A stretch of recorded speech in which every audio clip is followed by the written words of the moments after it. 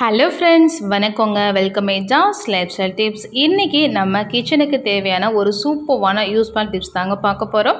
So video உங்களுக்கு ரொம்ப யூஸ்ஃபுல்லாக இருக்கும். ஸ்கிப் பண்ணாமல் பாருங்கள். நம்ம சேனலுக்கு இப்போ தான் ஃபர்ஸ்ட் டைம் வரீங்கன்னா சப்ஸ்கிரைப் பண்ணிக்கோங்க. ஸோ ஃபர்ஸ்ட் டிப்ஸ் என்ன அப்படின்னு பார்த்தீங்கன்னா, நம்ம வாட்டர் பாட்டிலாக வாங்கும்போது இன்கேஸ் வாட்டர் வந்து ரொம்ப லீக் ஆகுது அப்படின்னா, இந்த மாதிரி ஒரு பிளாஸ்டிக் கவர் நல்லா கட் பண்ணி மேலே வந்து அந்த மூடிக்கு ஏற்ற மாதிரி சைஸ் வந்து வச்சுக்கோங்க. கட் பண்ணிட்டு இந்த மாதிரி வச்சுட்டு நீங்கள் அதுக்கப்புறமா வந்து நீங்கள் வாட்டர் ஊற்றுனீங்க அப்படின்னா என்னதான் வந்து வெளியில் இருந்தாலும் லீக் ஆகாதுங்க. கண்டிப்பாக ட்ரை பண்ணி பாருங்கள். நிறைய பேர் வந்து வெறும் ரப்பர் பேண்டு மட்டும் வச்சாலே லீக் ஆகாதுன்னு கொடுத்துருப்பாங்க. ஆனால் அப்படி ஆகும்போது என்னென்னா, அந்த ரப்பர் பேண்டு வரையும் வந்து கண்டிப்பாக தண்ணி வந்து உள்ளே லீக் ஆகும். அதுக்கு கீழே தான் வராது, ஆனால் அதுக்கு மேலே உள்ளே ஃபுல்லாக ஸ்ப்ரெட் ஆகும். அதுக்கப்புறம் திருப்பி நம்ம ஓப்பன் பண்ணும்போது கண்டிப்பாக தண்ணி வந்து வெளியில் சேர்ந்தோம். ஆனால் இந்த மாதிரி நீங்கள் கேரி பை வச்சு பண்ணும்போது தண்ணி சுத்தமாகவே வெளியில் வந்து வராதுங்க. அந்தளவுக்கு நல்லா டைட்டாக இருக்கும். ட்ரை பண்ணி பாருங்கள். அண்ட் டிப்ஸ் நம்பர் 2, இது என்ன அப்படின்னு பார்த்தீங்கன்னா, நம்ம வீட்டில் யாருக்காச்சும் வந்து ரொம்ப கை கால் வலி இருக்குது, இல்லை ரொம்ப உள்ளங்கால் குதிங்கால்லாம் வலிக்குங்க. அதே மாதிரி வந்து லைட்டாக வீங்கி இருக்குது, இல்லை லைட்டாக ரத்தக்கட்டு இருக்குது, குழந்தைங்கள்லாம் கீழே வந்து லைட்டாக வந்து தலையிலலாம் அடிபட்டிருக்கும், நெத்திலெல்லாம். ஸோ அந்த மாதிரி இருக்கும்போது அந்த வீக்கத்தை வந்து கம்மி பண்ணுறதுக்கு எங்கள் வீட்டில் எங்கள் மம்மி எனக்கு சொல்லிக் கொடுத்து வந்து பார்த்தீங்கன்னா இதுதாங்க சொல்லிக் கொடுத்தாங்க. நம்ம உப்பு கல் இருக்குது பார்த்தீங்களா, கல்லுப்பு. அந்த கல்லுப்பு வந்து ஒரு 5 ஸ்பூன் எடுத்து லேசான துணியில் இந்த மாதிரி நல்லா நாட் போட்டு வச்சுக்கோங்க. அதுக்கப்புறம் வந்து இரும்பு கடாய் அல்லது தோசைக்கல் இருக்குன்னா அதை நல்லா ஹீட் பண்ணிட்டு அந்த ஹீட்டில் வந்து தொட்டு நமக்கு எங்கே வீக் இருக்குதோ அங்கே வந்து லைட்டாக வச்சோம் அப்படின்னாலும் சூப்பராக நல்லா கேட்குங்க. ட்ரை பண்ணி பாருங்கள். சில பேருக்கு வந்து சதைப்பிடிப்பெல்லாம் இருக்கும் இல்லைங்களா, அந்த மாதிரி இருந்தாலும் நல்லாவே கேட்கும். இது ட்ரை பண்ணி பார்த்துட்டு அதுக்கப்புறம் நீங்கள் சொல்லுங்கள், சரிங்களா?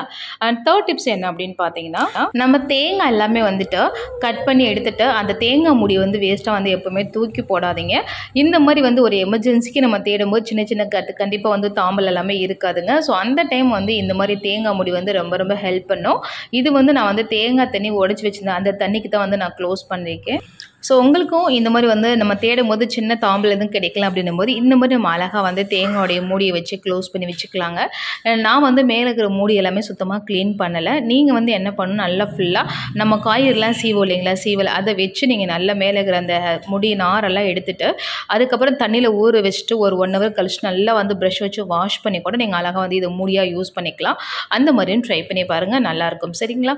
அண்ட் டிப்ஸ் நம்பர் 4 என்ன அப்படின்னு பார்த்தீங்கன்னா, நம்ம சாம்பார்லாம் வைப்போம் இல்லைங்களா, அப்படி வைக்கும்போது இன்கேஸ் தெரியாமல் வந்து காரம் அதிகமாகிடுச்சு அப்படின்னு நினச்சிங்கன்னா கொஞ்சமாக வந்து சுகர் வந்து ஆட் பண்ணி பாருங்கள். அந்த டேஸ்ட்டு கரெக்டாக ஈக்குவல் ஆகிடும் உங்களுக்கு. ட்ரை பண்ணி பாருங்கள். அதுக்காக ரொம்ப சுகர் வந்து ஆட் பண்ணாதீங்க, குழம்பு வந்து ரொம்ப ஸ்வீட் ஆகிடும், சரிங்களா?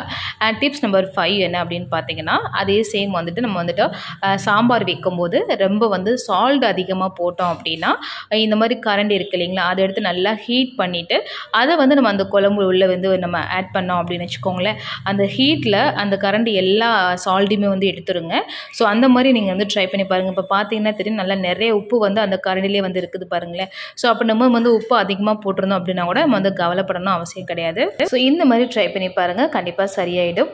அப்படி சரியாகலனா கொஞ்சமாக லைட்டாக நான் சொன்ன மாதிரி சுகர் கொஞ்சம் இன்னும் ஆட் பண்ணிங்கன்னா கரெக்டாக ஈக்குவல் ஆகிடும், சரிங்களா? அண்ட் டிப்ஸ் நம்பர் 6 என்ன அப்படின்னு பார்த்தீங்கன்னா, நம்ம வந்து எக்கெல்லாம் நிறைய பேருக்கு வந்து கரெக்டாக உடச்சி ஊற்ற தெரியாதுங்க. முட்டை குழம்பு வைக்கும்போது ரொம்ப வந்து எக்கு வந்து கரைஞ்சி வந்துடும். ஸோ அந்த மாதிரி இருக்கும்போது நம்ம ஈஸியாக வந்து எக்கு வந்து உடைக்கிறதுக்கு இந்த மாதிரி சின்னதாக நைஃப் வச்சு அழகாக உடைக்கலாங்க. அண்ட் அதே மாதிரி நீங்கள் எப்போ வந்து மெயினாக வந்து எக்கு வந்து ஊற்றணும் அப்படின்னு பார்த்தீங்கன்னா, ரொம்ப போட்டு ஊற்றிட்டு ரொம்ப கொதிக்க விடக்கூடாது.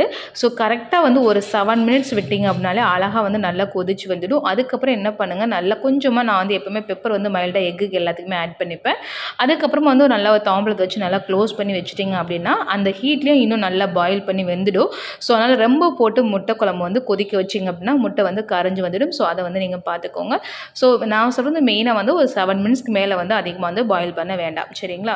அண்ட் டிப்ஸ் நம்பர் 8 என்ன அப்படின்னு பார்த்தீங்கன்னா, நம்ம தேங்காய் வந்து மட்டன் குழம்புக்கு நான்வெஜ் எந்த குழம்புக்கு நீங்கள் வந்து தேங்காய் அரைச்சாலும் இந்த மாதிரி வந்து நீங்கள் என்ன பண்ணுங்க, அது கூட வந்து கொஞ்சமாக ஜீரகம் அண்ட் சோம்பு வந்து ஆட் பண்ணிக்கோங்க.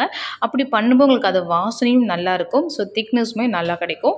ட்ரை பண்ணி பாருங்கள், சரிங்களா? டிப்ஸ் நம்பர் 9 என்ன அப்படின்னு பார்த்தீங்கன்னா, ஆனியனுடைய ஸ்கின் தாங்க. ஸோ வெங்காய தோல் வந்து நிறைய பேர் வந்து வேஸ்ட்டில் தூக்கி போட்டுருவீங்க. தயவுசெய்து இதுக்கப்புறமா தூக்கி போடாதீங்க. ஏன்னா இந்த வெங்காயத்தில் வந்து தோலில் வந்து நிறைய பெனிஃபிட் இருக்குங்க. மெயினாக வந்து டேண்ட்ரஃப் நல்லா ரெடியூஸ் பண்ணி கொடுக்கும், ஹேர் க்ரோத்தை நல்லா இம்ப்ரூவ்மெண்ட் பண்ணி கொடுக்குங்க. கண்டிப்பாக வந்து இந்த ஸ்கின்னை வந்து நீங்கள் என்ன பண்ணுங்கள், நல்லா வாஷ் பண்ணிவிட்டு அழுக்கெல்லாம் போய் நல்லா வாஷ் பண்ணிவிட்டு ஒரு கவரில் போட்டு நல்லா வந்து கட்டி வச்சுக்கோங்க. ஈரம் இல்லாமல் தொடச்சிட்டு இல்லை ஒரு பாக்ஸ் கூட நீங்கள் வச்சுட்டிங்கன்னா உங்களுக்கு எப்போல்லாம் தேவையோ நீங்கள் வந்து ஹேர் பேக் பண்ணுறதுக்கு முன்னாடி இந்த வெங்காயத்தை வந்து ஒரு டம்ளர் தண்ணியில் நல்லா கொதிக்க வச்சுட்டு அதை சாறு எல்லாமே உள்ளே இறங்கின பிறகு அதுக்கப்புறம் அந்த அந்த ஹேர் ஸ்ப்ரேவாக நீங்கள் யூஸ் பண்ணி ஒரு நல்ல மசாஜ் பண்ணிவிட்டு அதுக்கப்புறம் நீங்கள் வாஷ் பண்ணிங்கன்னா நல்லா டேண்ட்ரஃப் ரெடியூஸ் பண்ணி கொடுக்கும், நல்ல ஹேர் க்ரோத்துமே நல்லா இம்ப்ரூவ்மெண்ட் பண்ணி கொடுக்கும். ட்ரை பண்ணி பாருங்கள், வேஸ்ட் பண்ணாதீங்க. ஆனால் அதே மாதிரி நீங்கள் வந்து வீட்டில் ஏதாவது செடிகள் ஏதாவது வளர்க்குறீங்கன்னா அதுக்கு கூட உரமாக கூட போட்டுக்கலாங்க. ஸோ வேஸ்ட் பண்ணாதீங்க, சரிங்களா? அண்ட் டிப்ஸ் நம்பர் 10, இது என்ன அப்படின்னு பார்த்தீங்கன்னா, நம்ம வந்து ஆனியன் கட் பண்ணுறோம் இல்லை வெங்காயம் எல்லாம் வதக்குறோம் அப்படின்னா, இந்த மாதிரி நீங்கள் ஏதாவது என்ன வெஜிடபிள்ஸ் நீங்கள் வதக்க ஆரம்பிச்சிட்டிங்கன்னா அதுக்கு முன்னாடி இந்த மாதிரி வந்து நீங்கள் என்ன பண்ணுங்கள், கொஞ்சமாக கல்லுப்பு ஆட் பண்ணிக்கோங்க.